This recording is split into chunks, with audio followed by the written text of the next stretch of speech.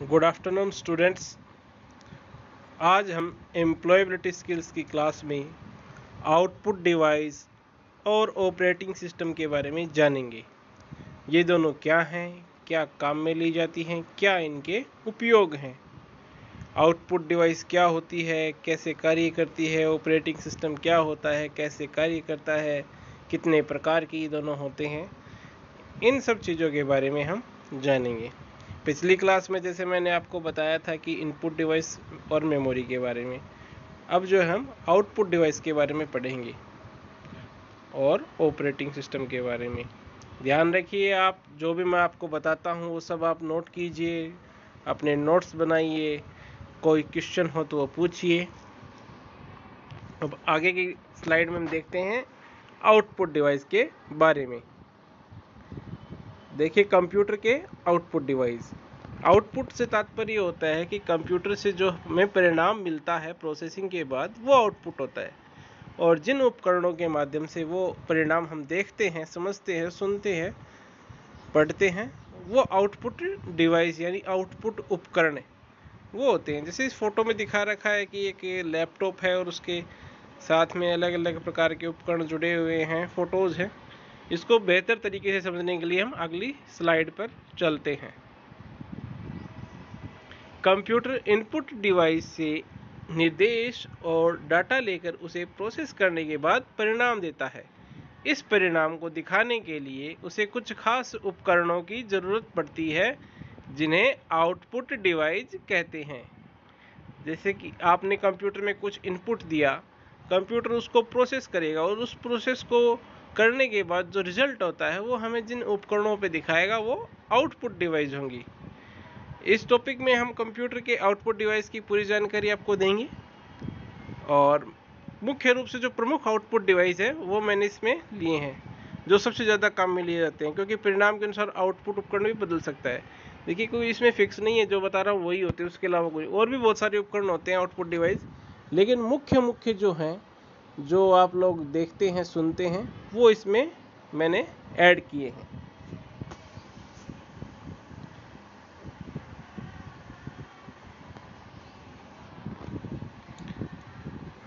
अब देखिए प्रमुख आउटपुट डिवाइसों के नाम। जैसे मॉनिटर हो गया, स्पीकर हो गया, प्रिंटर हो गया, प्रोजेक्टर हो गया, हेडफोन हो गया। ये कुछ प्रमुख आउटपुट डिवाइस है। मॉनिटर जो टीवी की आकृति के जैसे होता है, कंप्यूटर में आपने देखा होगा लगा होता है। कोई भी परिणाम जो होता है वो मुख्य रूप से मॉनिटर यानी स्क्रीन के ऊपर दिखाया जाता है। फिर जो है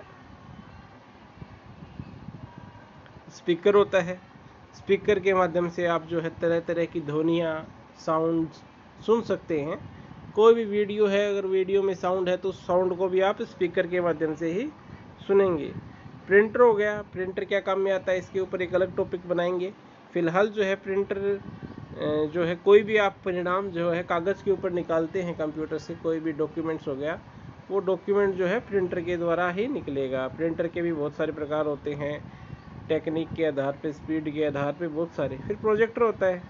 प्रोजेक्टर जैसे मूवी थिएटर्स के अंदर आप लोग देखते हैं, सिनेमा के अंदर स्क्रीन, और आजकल तो बड़ी बड़ी कंपनियों में प्रेजेंटेशन के माध्यम से भी, स्कूलों के अंदर भी प्रोजेक्टर के माध्यम से प्रेजेंटेशन दी जाती है। जो क्लासेस वगैरह हैं वो प्रोजेक्टर के माध्यम से दीवार के ऊपर एक फोकस मारेगा और उस फोकस के अंदर इमेज होती है या वीडियो होता है, वो सामने दीवार पे दिखता है। हेडफोन हो गया, हेडफोन यानी अपने ईयरफोन जो बोलते हैं हम,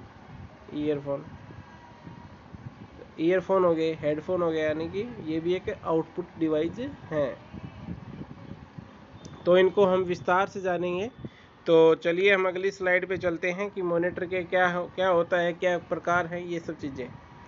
तो सबसे पहले मॉनिटर, जिसे वीडीटी वीडियो डिस्प्ले टर्मिनल या वीडियो डिस्प्ले यूनिट यानी कि वीडीटी या वीडियो भी कहते हैं, कंप्यूटर का मुख्य आउटपुट डिवाइस है, जिसका इस्तेमाल कंप्यूटर आउटपुट डिस्प्ले करने के लिए करता है। ये आउटपुट वीडियो, टेक्स्ट, इमेज कुछ भी हो सकता है, ये ध्यान लीजिए आप। मान लीजिए आउटपुट मॉनिटर तो ज़रूरी है ही है, इसके बिना कुछ भी नहीं होगा, आप कंप्यूटर एक्सेस ही नहीं कर पाएंगे।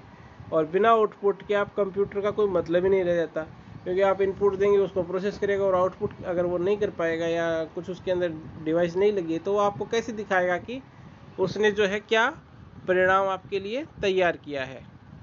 तो मॉनिटर बहुत ही एक पॉपुलर आउटपुट डिवाइस है, इसके बिना कंप्यूटर को एक्सेस नहीं किया जा सकता। मॉनिटर किसी आउटपुट को दिखाने के लिए पिक्सेल्स का इस्तेमाल करता है। जितने ज़्यादा पिक्सल होंगे ऑब्जेक्ट भी उतना ही साफ होगा। पिक्सेल्स को आप एक डॉट मान सकते हैं। पिक्सेल्स क्या होते हैं? ऐसे डॉट्स होते हैं, ऐसे डॉट्स, छोटे छोटे डॉट्स होते हैं। इसमें ऐड नहीं हो पा रहा, आप समझ लीजिए जैसे छोटी छोटी बिंदी होती है, ये तो काफ़ी बड़ी होगी, फिर भी इन सब से मिलके जो है पिक्सल बनता है। रेजोल्यूशन के द्वारा स्क्रीन दिखाई देती है। मॉनिटर की बनावट आपके टीवी जैसी होती है, जिसमें screen, button, power supply, case आदि चीज़ें होती हैं। इन मॉनिटर को इनकी मैन्युफैक्चरिंग टेक्नोलॉजी के आधार पर 2 भागों में बांटा गया है। यानी नॉर्मली जो है जिस प्रकार से ये बनते हैं उनको 2 भागों में बांटा जाता है। ये किस प्रकार से काम करते हैं ये हम अगली स्लाइड में जानेंगे। तो ये आप ध्यान मान के चलिए कि आपका जो मॉनिटर है वो बहुत ही ज़्यादा इम्पोर्टेंट है। सबसे ज़्यादा इम्पोर्टेंट कोई आउटपुट डिवाइस है वो तो मॉनिटर है, बिना इसके कुछ कार्य नहीं हो सकता। जैसे कि मैंने बताया कि ये पिक्सेल्स के अंदर होते हैं, डॉट्स डॉट्स बने होते हैं, और ये डॉट्स जो है रेजोल्यूशन बनाते हैं और जिसके द्वारा जो है हमें इमेज दिखाई देती है। अब देखिए जो मॉनिटर हैं कितने प्रकार के होते हैं? 2 प्रकार के होते हैं। Types of monitor.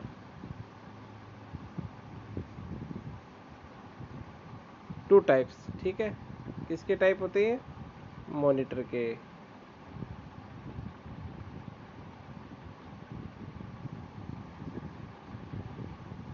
ये मॉनिटर के 2 प्रकार होते हैं। सबसे पहले होता है CRT मॉनिटर, दूसरा प्रकार होता है FPD मॉनिटर। FPD यानी फ्लैट पैनल डिस्प्ले मॉनिटर। तो सबसे पहले हम CRT के बारे में जानते हैं। CRT क्या होता है?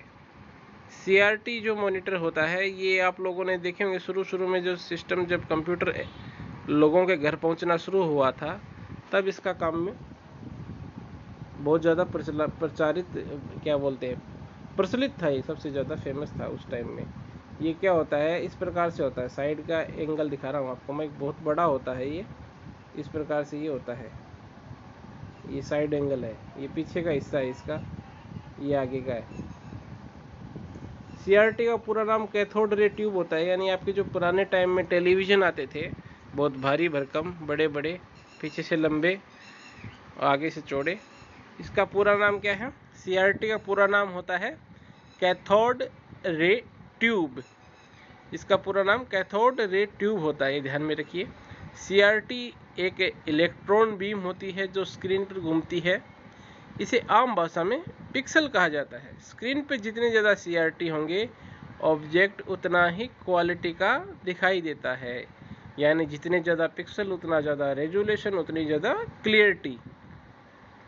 एक CRT मॉनिटर आपके पूरी पुराने टीवी जैसा होता है, जो बहुत वजनी भी होता था और बिजली भी अधिक खपत करता था, और इसको एक जगह से दूसरी जगह ले जाना बहुत मुश्किल होता था। ये मॉनिटर अधिकतर तीसरी और चौथी पीढ़ी के कंप्यूटर में इस्तेमाल होते थे। यानी कि जब ये घरों में लोगों के पहुंचना शुरू हुआ था उस समय इसका उपयोग किया जाता था। तो इसके एडवांटेज क्या हैं? ये बहुत ज़्यादा क्लियरिटी दिखाता है।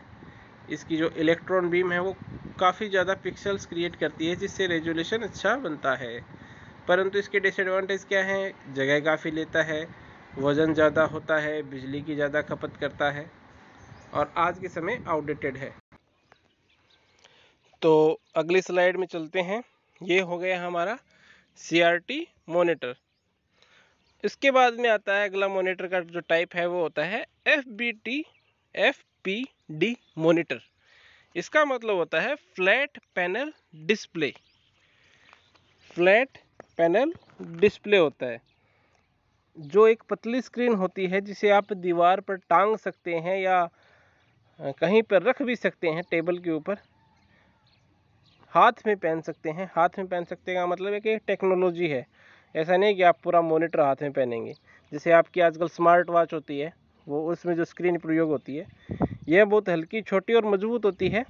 इनका इस्तेमाल आप calculators, digital clocks, laptop display, smartphone screen में आप देख सकते हैं।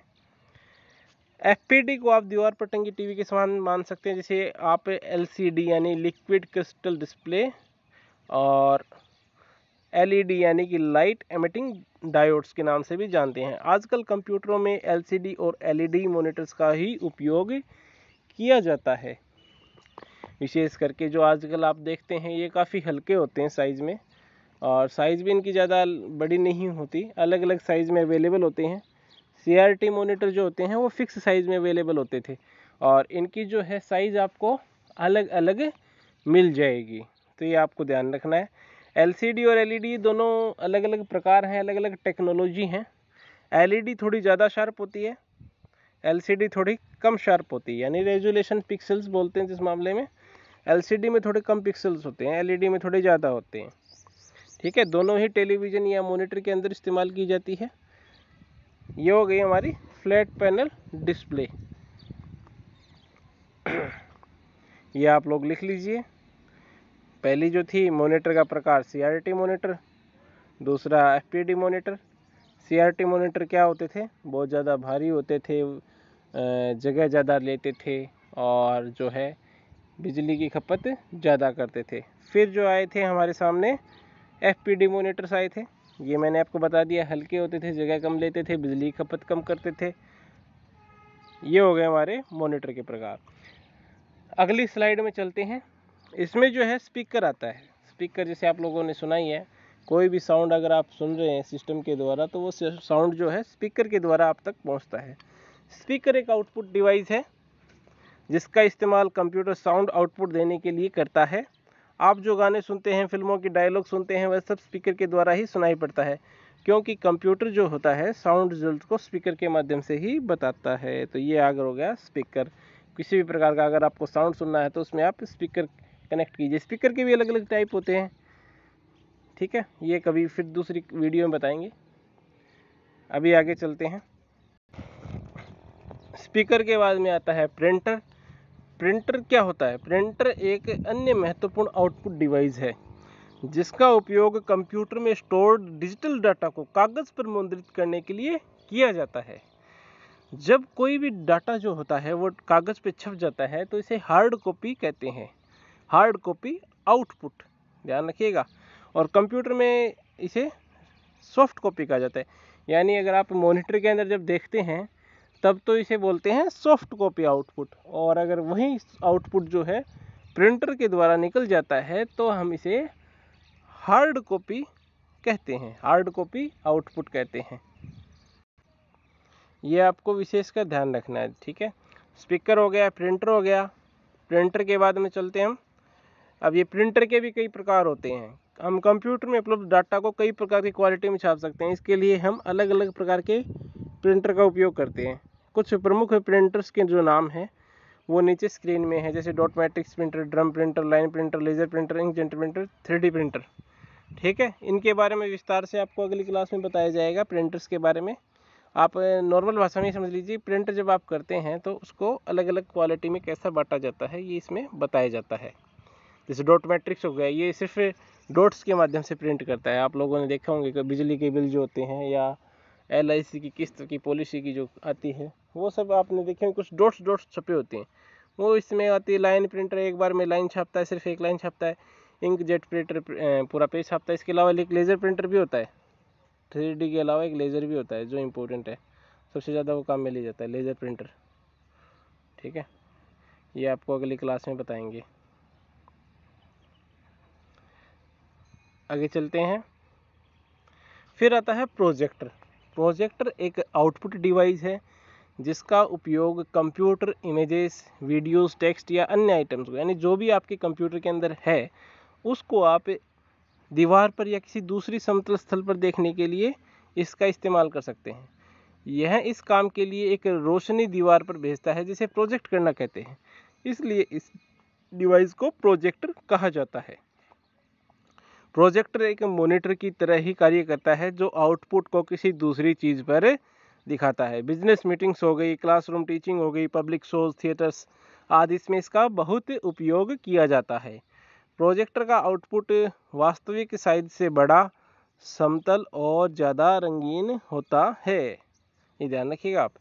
प्रोजेक्टर क्या करता है, एक मॉनिटर के जैसे काम करता है, यानी कि स्क्रीन के ऊपर, दीवार के ऊपर या किसी फिल्म क्या बोलते हैं अपन, जैसे चादर लगा सकते हैं आप, एक स्पेशल डेडिकेटेड उसके लिए पोस्टर आता है, उसके ऊपर भी आप प्रोजेक्ट करके किसी भी चीज़ को दिखा सकते हैं।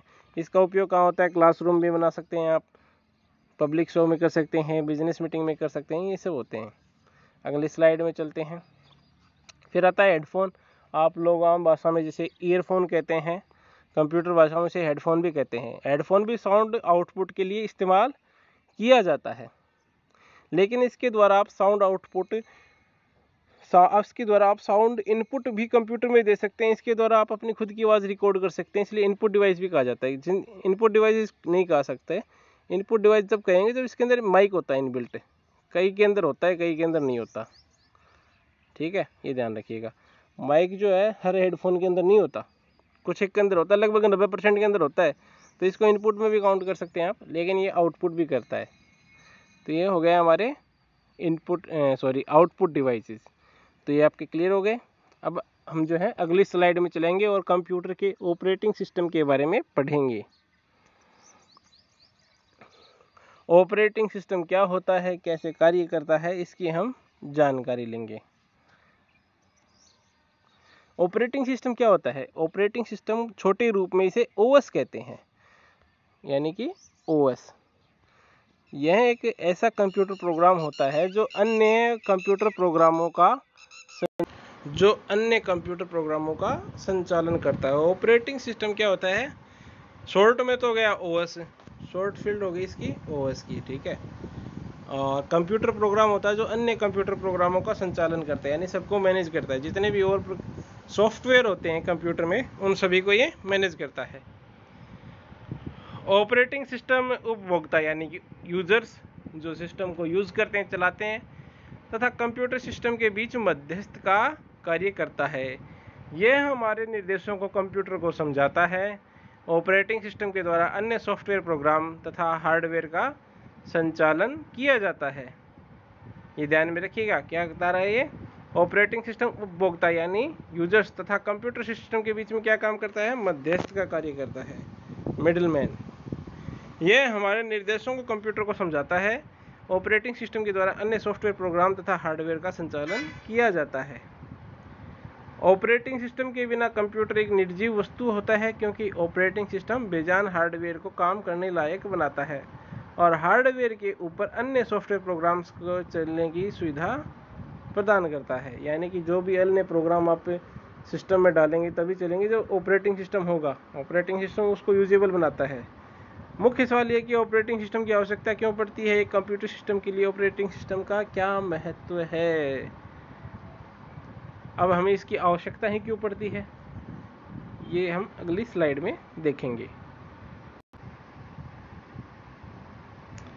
जैसे कि ये चार्ट बना रखा है, इसके द्वारा बता रखा है users, application, operating system, hardware, यानी इन सब का मिश्रण है। मिडलमैन क्या करता है, इन सबको मैनेज करता है। ऑपरेटिंग सिस्टम हार्डवेयर को भी मैनेज करता है, एप्लीकेशंस को भी करता है, और यूज़र इन सबको मैनेज करता है।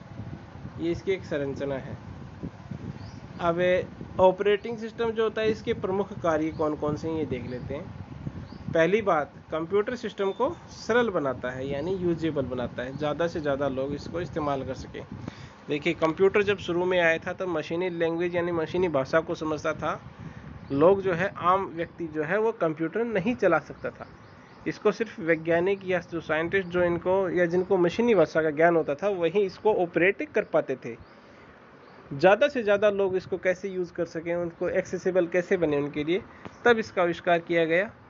तो इसको का क्या कार्य मुख्य है, इसका कार्य मुख्य है कंप्यूटर को इजी टू यूज़ करना, कंप्यूटर सिस्टम को सरल बनाना।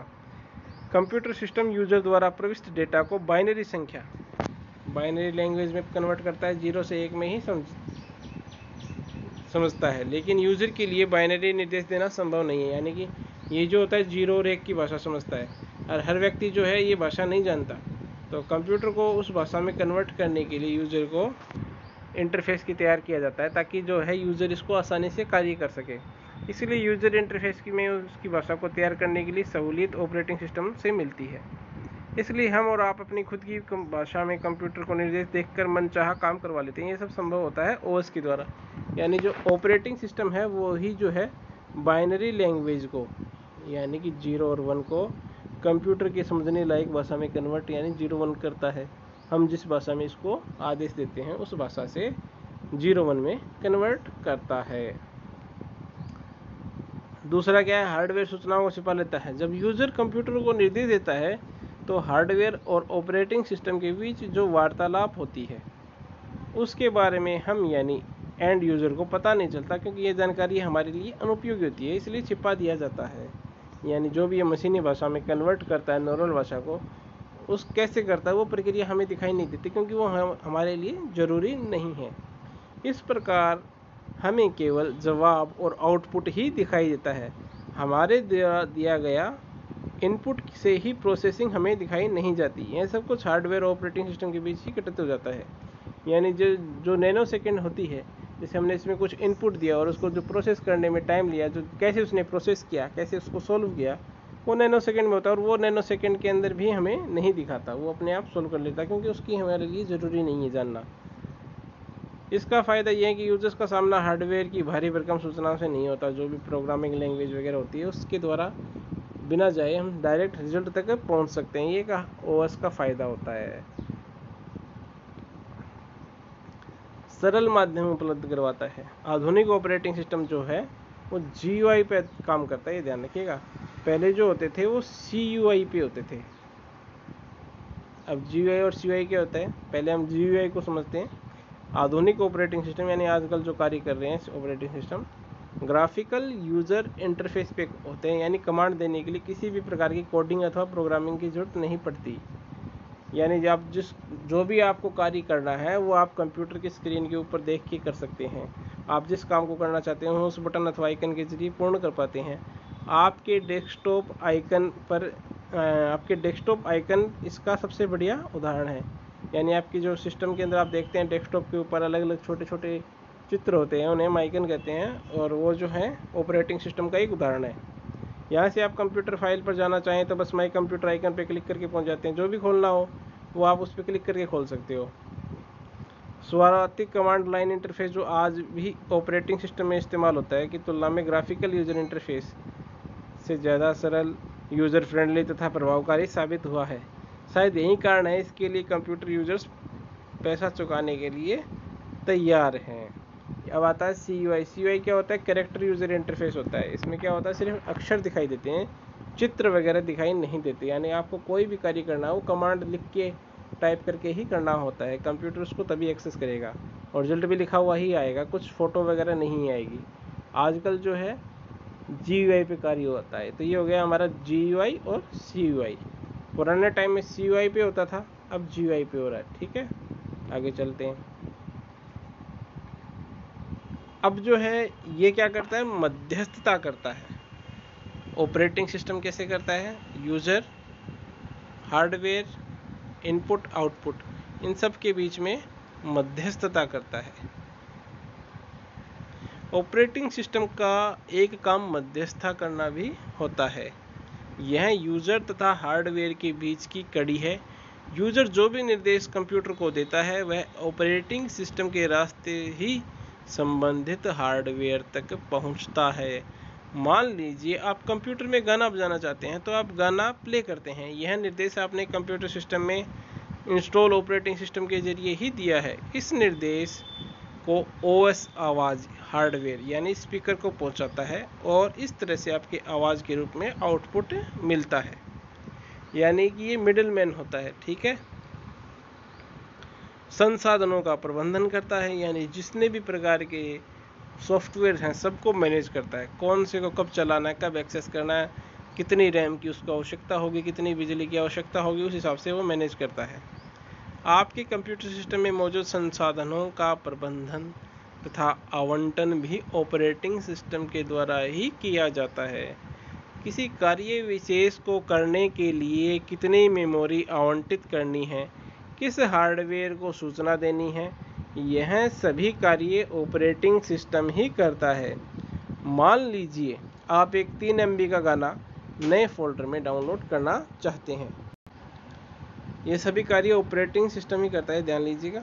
आपको 3 MB का जो डाउनलोड करना चाहते हैं तो ऑपरेटिंग सिस्टम इसमें पहले से इस फोल्डर के लिए 3 MB की जगह बना देगा, फिर फाइल मैनेजर इस काम को करेगा। यानी आप जब मोबाइल में भी देखते हैं आपकी स्टोरेज फुल हो जाती है तो कंप्यूटर सिस्टम पहले ही बता देता है कि आपको इतनी खाली है और इतना आपको डाउनलोड करने के लिए चाहिए, तो आप व्यवस्था कीजिए। तो आप अपने हिसाब से इसको डिलीट वगैरह करके एडजस्ट कर सकते हैं। तो ये हो गया हमारा संसाधनों का प्रबंधन करना। अब इसके जो प्रकार हैं वो कौन कौन से हैं ये देख लेते हैं। टाइप्स ऑफ ऑपरेटिंग सिस्टम, यानी कि ऑपरेटिंग सिस्टम के विभिन्न प्रकार।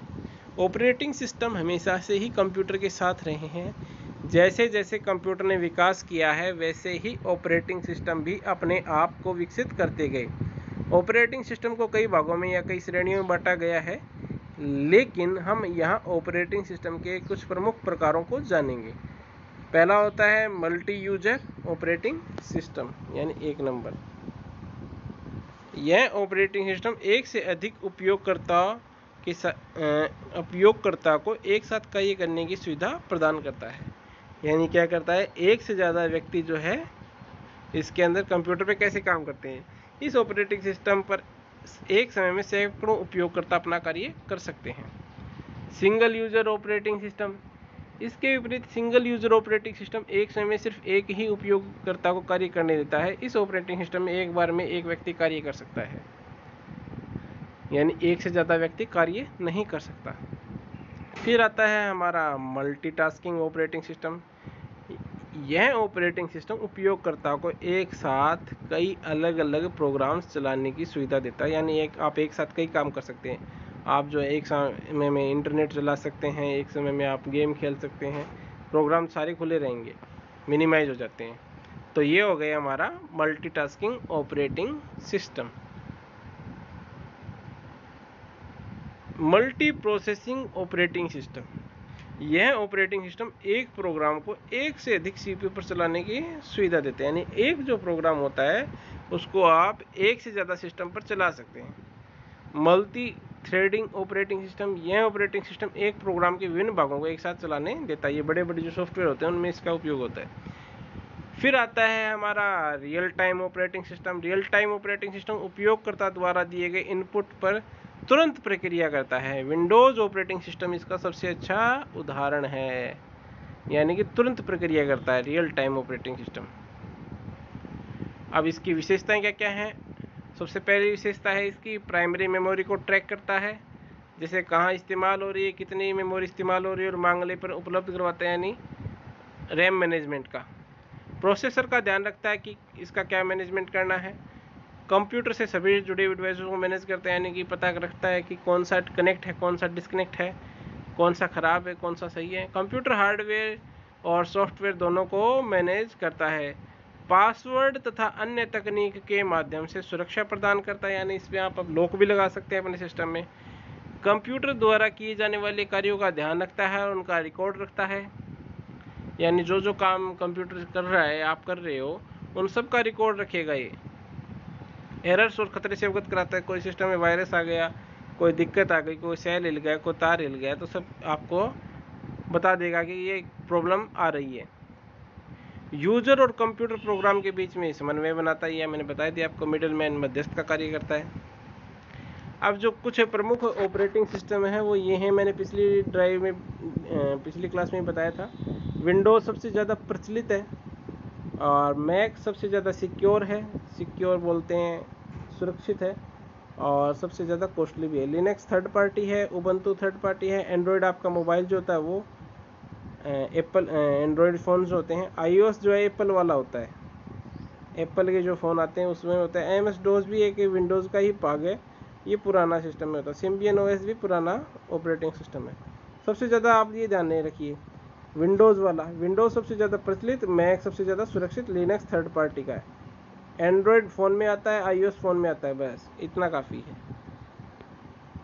तो ये हमारा टॉपिक कंप्लीट होता है। तो आप लोग ध्यान में रखिएगा, आज आपको क्या क्या बताया गया है।